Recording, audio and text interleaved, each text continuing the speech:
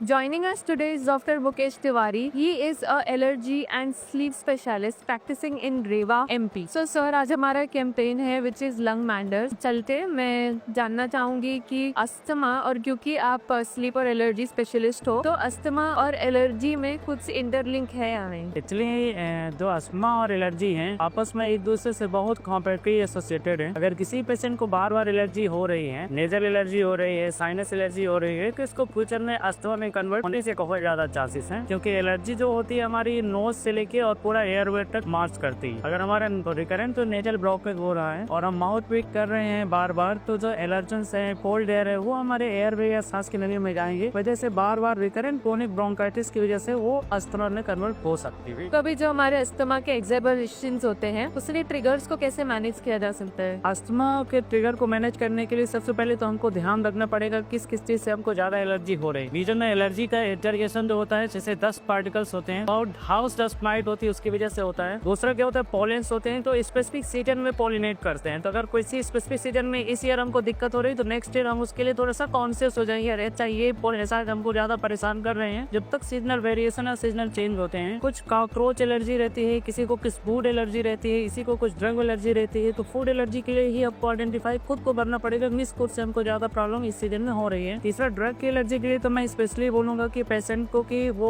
अपना ड्रग का एक रिकॉर्ड रखें जिसकी हमको इस ड्रग से एलर्जी हो रही है, क्योंकि वो एलर्जी बहुत खतरनाक हो सकती है ड्रग एलर्जी, क्योंकि ड्रग एक कंसंट्रेटेड अमाउंट में पेशेंट के अंदर जाएगा तो कभी कभी एंजियोएडिमा इवन पेशेंट को हो सकती है। इसलिए ऐसी कंडीशन में हमको इन ट्रिगर्स को फाइंड आउट करना इसलिए है। सिंपल जो डस्ट एलर्जी है और पॉलन एलर्जी है उसको सीजन से, यूजुअली जो कोल्ड सीजन रहता है उसमें थोड़ा सा अवॉइड करना है। ऐसी जगह जहाँ पर सीजन बहुत ज्यादा फ्लक्चुएट करता है, चेंज करता है, तो उस जगह पर दिक्कत थोड़ा सा ज्यादा होते हैं, तो अपने डॉक्टर से प्रॉपर तरीके से सलाह लें और उसको मैनेज करें। बहुत शॉर्ट में क्या बता सकते हैं कि स्लीप रिलेटेड ब्रीदिंग डिसऑर्डर्स क्या होते हैं? एक्चुअल में स्लीप रिलेटेड ब्रीदिंग डिसऑर्डर वो है जो हम सोते समय उनकी सांस रुकना, इसकी वजह से लोगों को गला क्या होता है, कोलैप्स कर जाता है, या तो मोटापे की वजह से होता है या तो गले की मांसपेशी रहती है, तो वो क्या होता है लूज रहती है, उसकी वजह से उनका गला कोलैप्स कर जाता है और रात में सोते समय उनकी बार बार नींद खुलती रहती है और वो उनको समझ नहीं पाते हैं, जिसकी वजह से वो अपनी अच्छी गहरी वाली जो रेम स्लीप रहती है, जो एक्चुअल में स्लीप रहती है, वो नहीं ले पाती। 2-3 डिसऑर्डर है, जैसे ऑब्स्ट्रक्टिव स्लीप एपनिया है, ओबेसिटी हाइपोवेंटिलेशन सिंड्रोम है, या sleep related breathing disorder. Okay, patient को कब पता चलेगा कि अब टाइम आ गया है कि मुझे तकलीफ हो रही है, अब मुझे डॉक्टर के पास जाना चाहिए? ये बहुत अच्छा क्वेश्चन है आपका, क्योंकि बहुत सारे पेशेंट जो स्लीप रिलेटेड ब्रीदिंग डिसऑर्डर से ग्रसित रहते हैं तो उनको ये पता ही नहीं चलता कि हमको इस प्रकार की प्रॉब्लम है। तो